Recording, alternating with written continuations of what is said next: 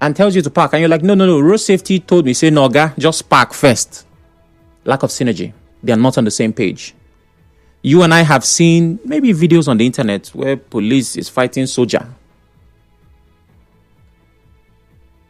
They almost are never on the same page. So when there is collaborative effort between agencies to fight and tackle crime, it's good news for my country, because I know that everybody is the captain of its own ship. But in developed climes that we like to compare ourselves to, or that we are hoping to get to their level, it is synergy that brings about the kind of solutions that they create. For example, a popular example, emergency response. You call your 911, which everybody knows. They ask you, what is your emergency? You say, oh, it's fire, or it's burglary, it's theft, it's whatever. And they patch it through to the agency that will help. And in some cases, it might be more than one. The fire service might need to be there. The police might need to be there. And they all have ways that they work together to ensure that there is no clash of interest, because the idea is to save the day. So if Nuhu Ribadu has said that there was synergy, collaboration between agencies, it's good news. And we hope that it continues. The next thing he said is that, well, we did not pay ransom. And just to choose whether or not to believe, and it's really not in our place because we can't tell. But the idea behind that was to highlight the effectiveness of their operations. Oh, we did a good job to the point where we did not need to pay ransom. Because if they tell you that they paid ransom, all of these strategies and procedures and synergy and all this English I have spoken will be useless. Because all you will say as a Nigerian listening is, well, there was no need for the NSA. Money solved the problem. But most importantly, we need to be proactive, because the kidnapping menace is eating deep into the fabric of this very nation. There are reports from last year and the year before that the money raised from ransom, you can successfully at this time say that kidnapping is an industry. It's a machine that keeps working. It's wheels that keep turning.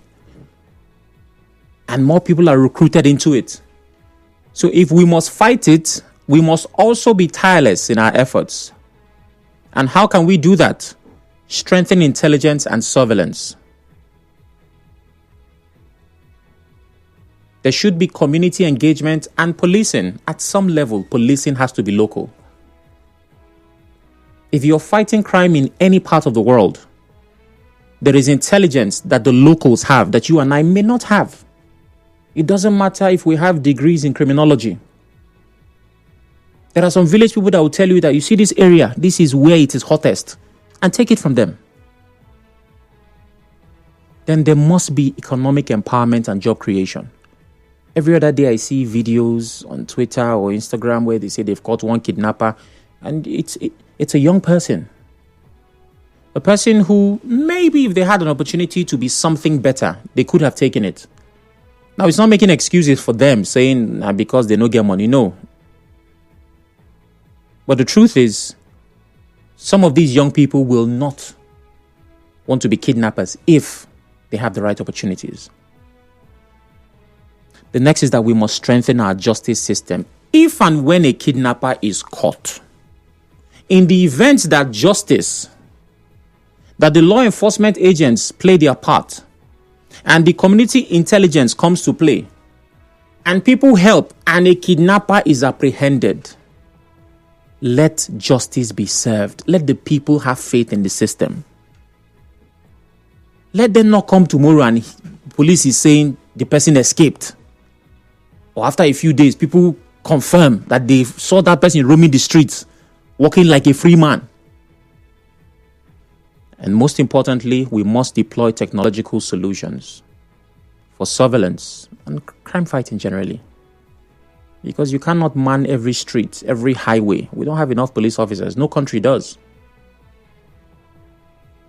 So, Mr. Ribadu, thank you for rescuing these 59 victims and returning them to their families, for doing what you're doing, for advising and shaping and structuring, managing the security architecture of the country.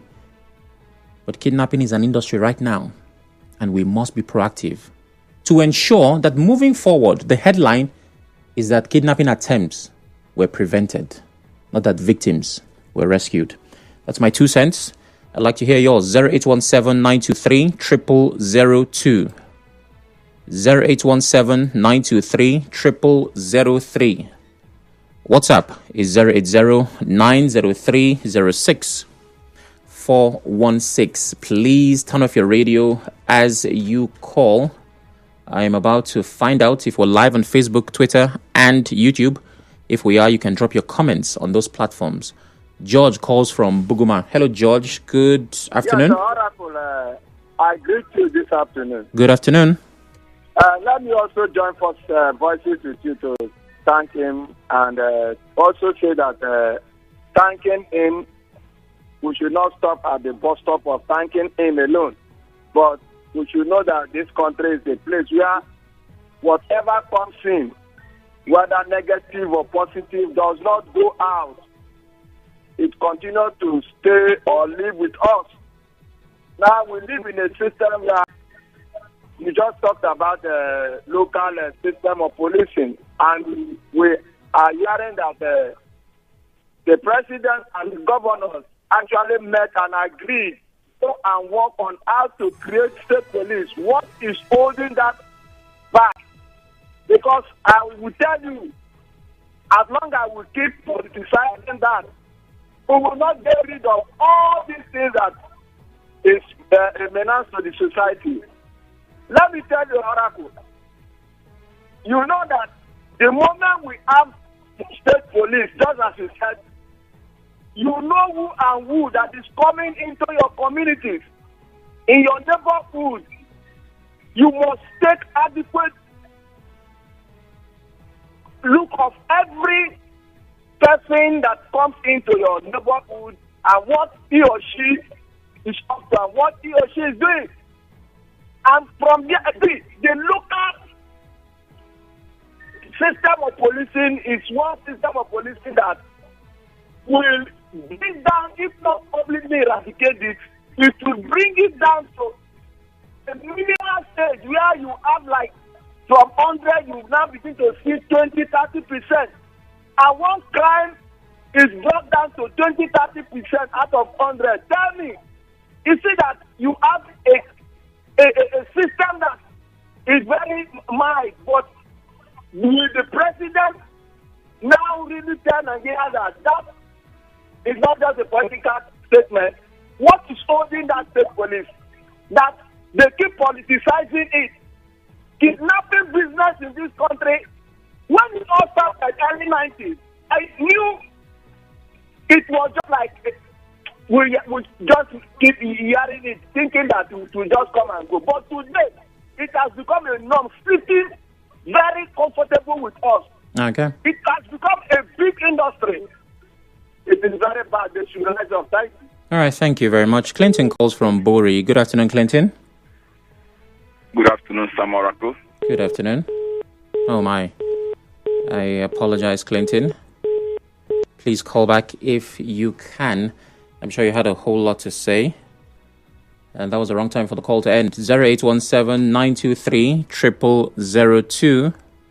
0817-923-0003.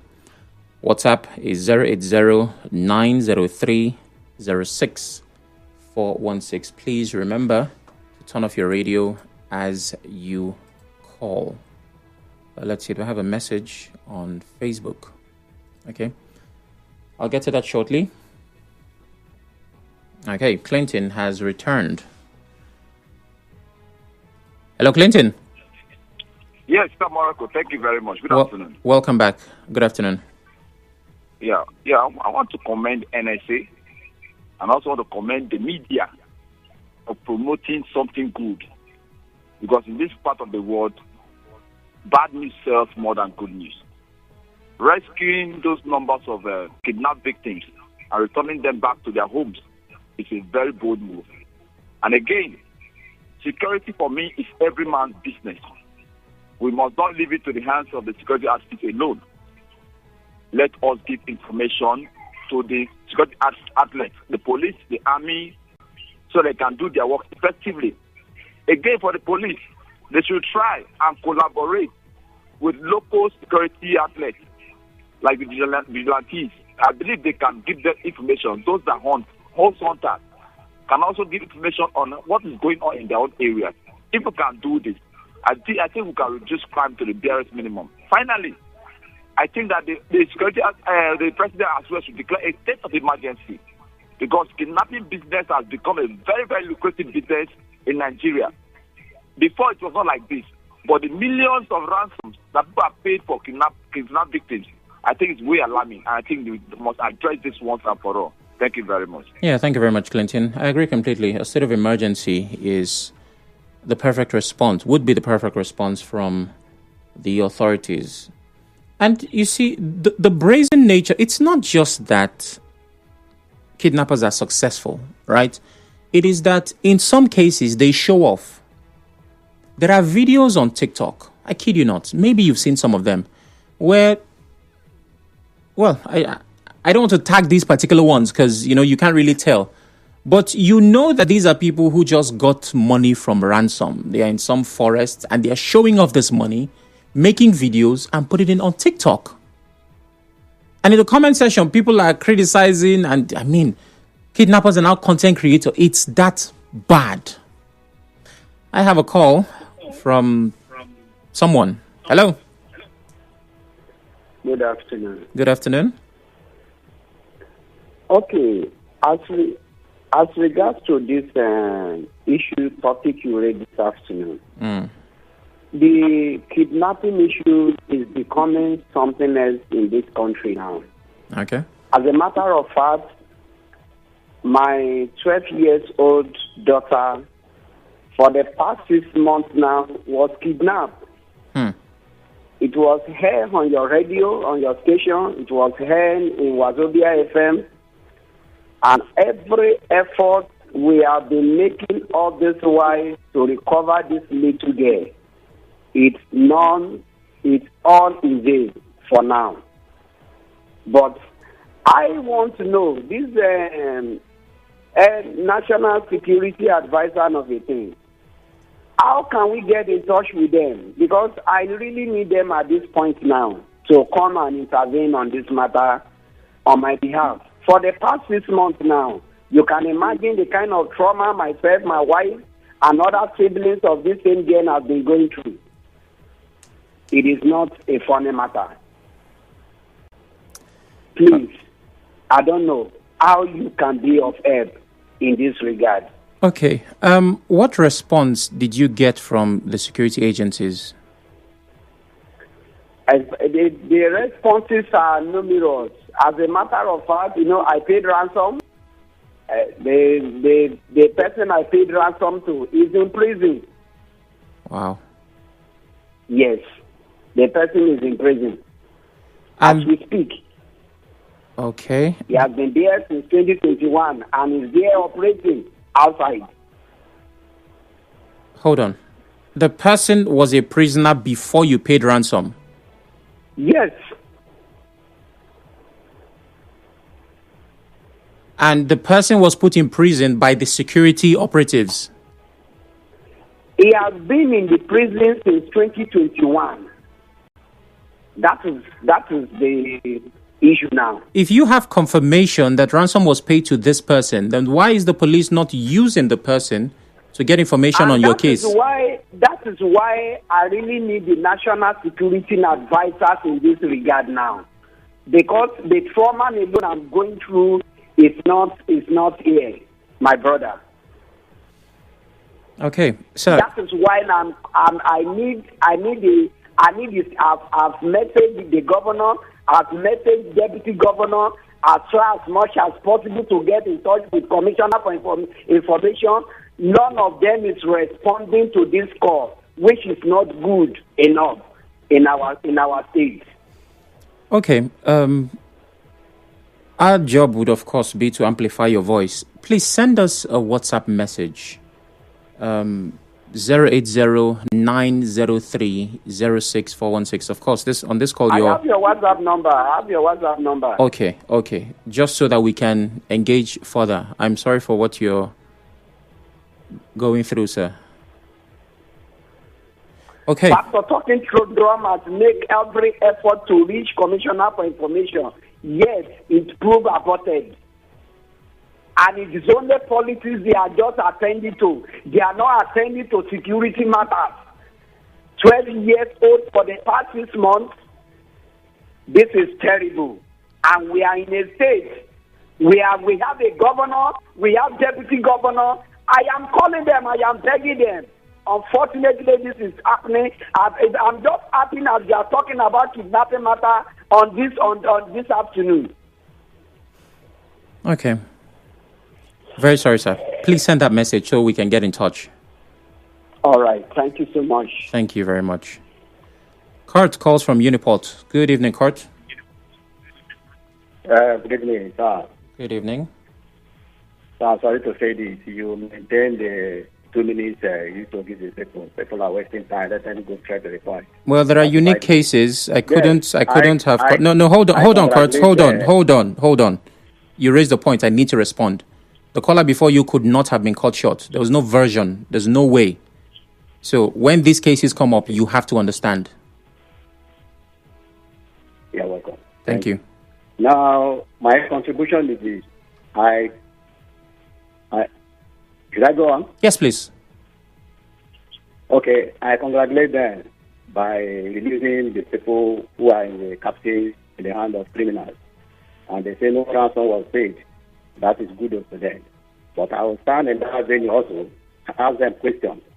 If no price have been paid, how did they free those people? Is it by roundtable discussion? Because the other person also, none of them no person has been arrested. The people who keep them in captive. So I question this. I don't know how these things work. If you tell us that maybe ransom have been paid, it is understandable because you do not arrest anybody. But trying to come and tell us that it's 350 something people and no ransom was paid and nobody was arrested also, there will be a question for that. That's a question for that. So they should do well. They should not begin to play games in all these things.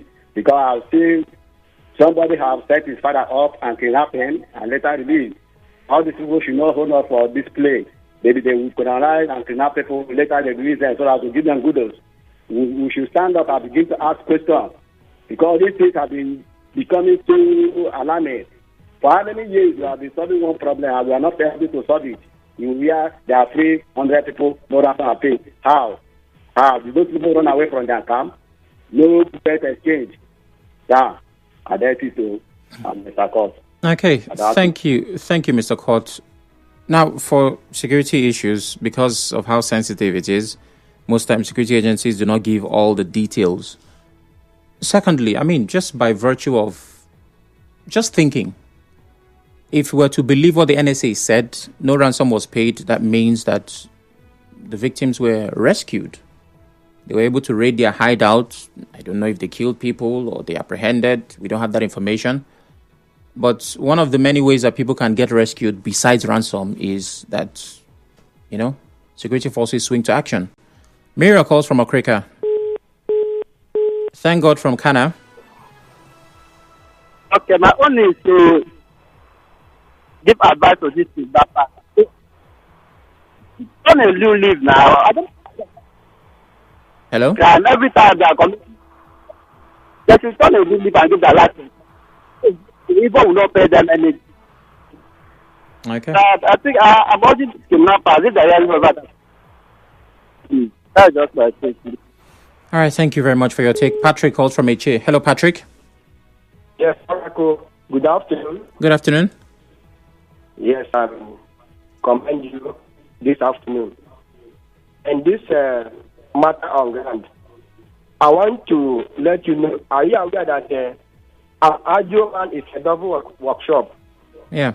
An audio man is a double workshop. Are you aware of that? Yes, indeed. The last time this minister we are engaged somewhere, unlike in Nigeria here, we have one at OK. We have federal government engaged where we are being trained. That time, I think, time was reduced. I want to ask they doing with Nigerian money.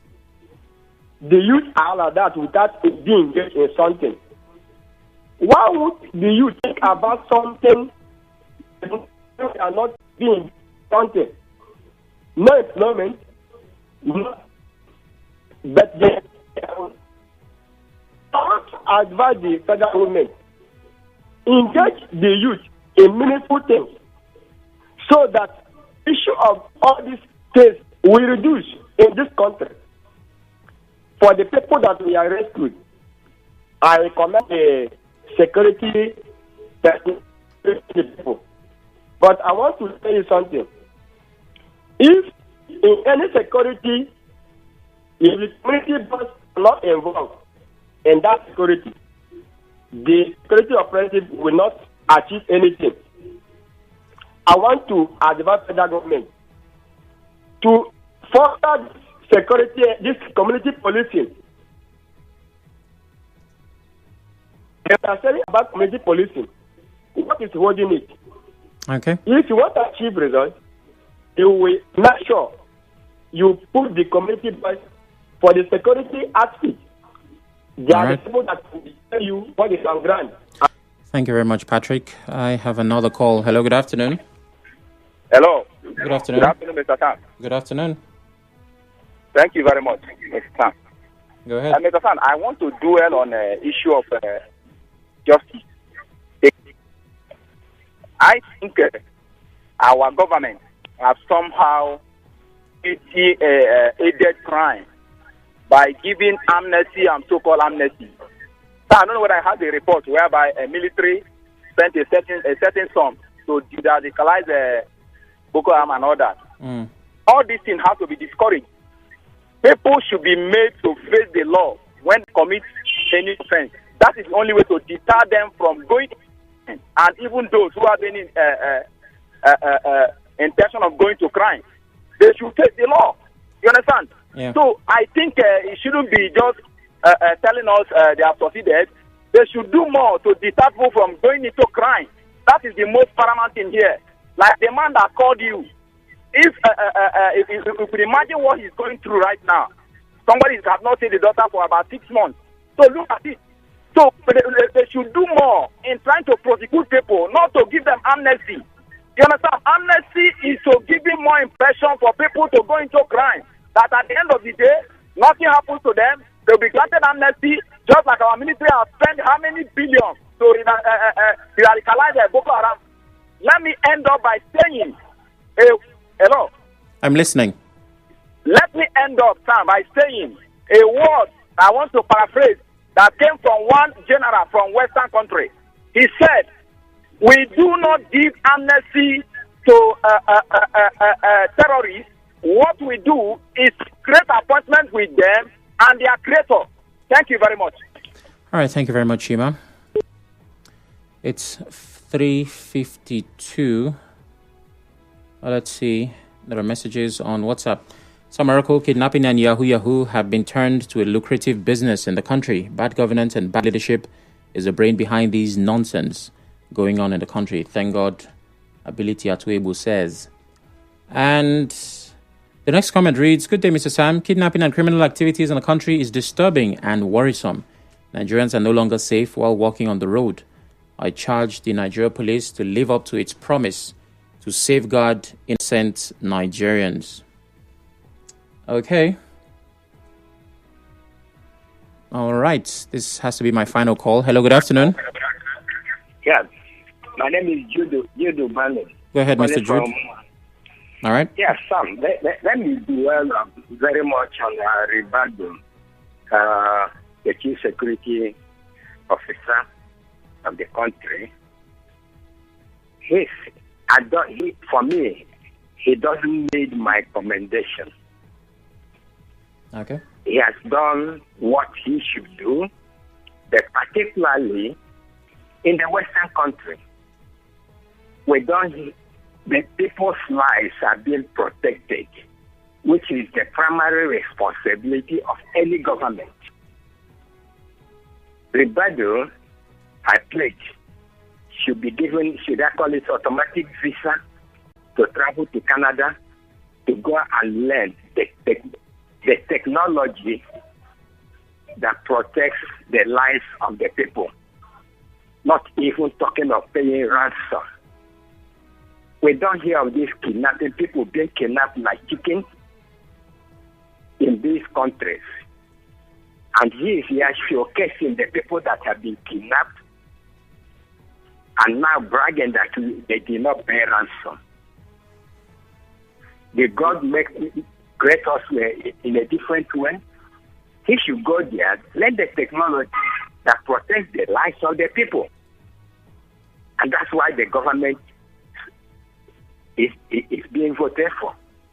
And that should be his key responsibility, and not showcasing people that have been kidnapped within pay ransom, but we're looking at to prevent people being kidnapped. Okay. That should be the thing. Thank you very much, Mr. Jude. Yes, indeed, it's important that we are proactive with issues of security. But we must also understand that regardless of the sophistication of the system, kidnappings happen in most parts of the world. Yes, the frequency might be more in these parts, and we have a lot of work to do. But, while we are talking for development and trying to get better as a country, it's important to understand that these problems exist in other parts of the world as well. It's very important, because many times people look at these other countries as almost perfect. All right, the next headline, which has been pushed down to the final minutes of this conversation, is a report by The Punch. And it's a really short one because a large part of the content comes from a video which was shared on their social media accounts. It simply says, a 10-year-old boy was caught in the Ola Oba community, Sabo, Oyo, after allegedly breaking into homes and stealing valuables. A video was shared by Oyo Affairs, captioned 10-year-old burglar apprehended in the Ola Oba community. He'd been breaking into people's homes and stealing valuables. There's not a lot to say here, but would I say I'm shocked? Not necessarily, As a Nigerian, not a lot of things shock you. I remember growing up as a child.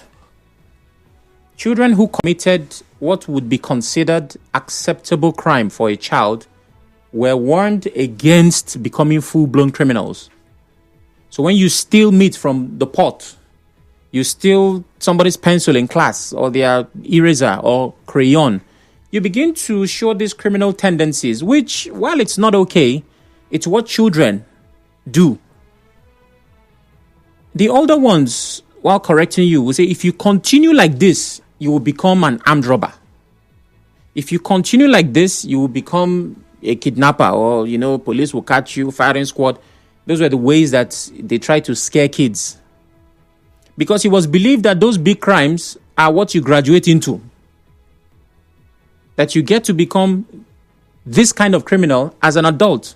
Now, when a 10-year-old who should be stealing pencil is now a burglar,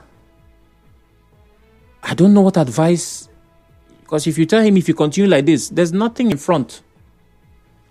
And that's where the concern comes in. I know that we'll talk about the community and parenting and upbringing and all of that, and it's all valid. But I saw the video and I did not know how to feel. So I'm going to play just a little part of it. A lot of what they're saying is in Yoruba, so if you understand Yoruba, you might catch what they're saying. But the video shows a boy who was told to reenact. They had caught him, so they told him to break into the house again so that they see how he did it. And that's, what this audio corresponds with.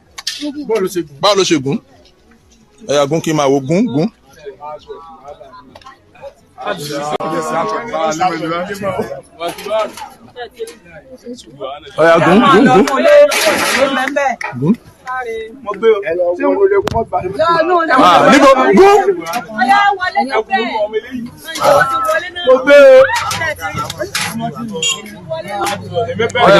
so let me not take too much of your time. He eventually broke into the house, showed them how he did it, and well, that's the evidence for you there. What's the moral here? Take care of your kids, right? If you're a parent, you have a child, it's a very huge responsibility to guide that child along the path of morality and all things good. And you might not know. Growing up in the 90s, for those who watched Newsline at the time, I remember Franco Lise used to start by saying, is it 9 o'clock or 10 o'clock? Do you know where your children are? It was a question he asked every time, but it's important that as a parent, you ask yourself that question. Do you know where your children are? Not just by their physical location as to where they are, but where they are in their state of mind, where they are in the things they do. Do you really know where your children are? It's 4 o'clock. I hope you have accurate answers to those questions. And if you do not, please make conscious efforts to know where they are and take them to where you want them to be. Stay with us.